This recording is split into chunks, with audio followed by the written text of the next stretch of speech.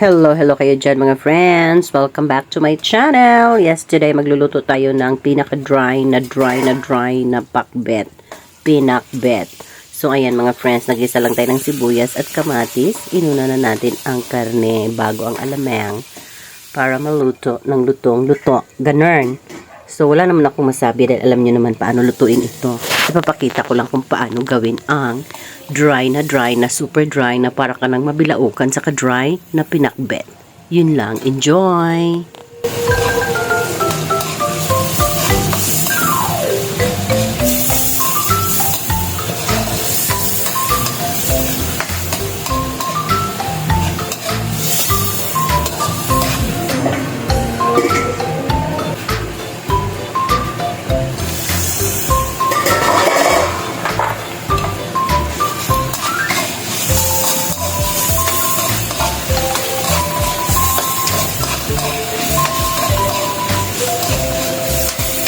Ano kayo dyan mga friends? So ito, kailangan lutong-luto yung alamang.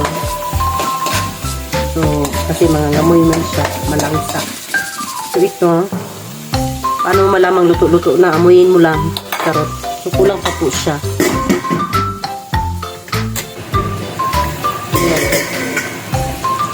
Okay na ito. Golden brown na murag masunog na siya. So perfect na. Maamoy mo na rin na luto na yung alamang. Kaya pwede mo nang ilagay yung gulay. So, kaya lang gusto natin magsunog yung gilid kasi nandyan yung lasa. Yung gulay na ito nilagay sa freezer para hindi agad nasira. Ilagay natin dito sa